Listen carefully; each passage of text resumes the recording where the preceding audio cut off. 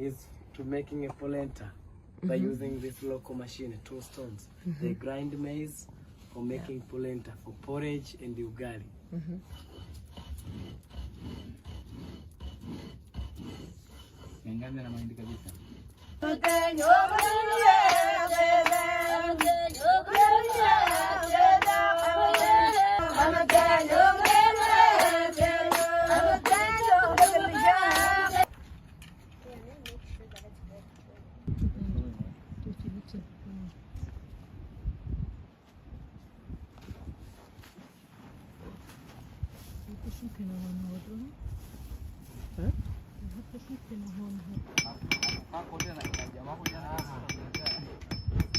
Leo mnada pale.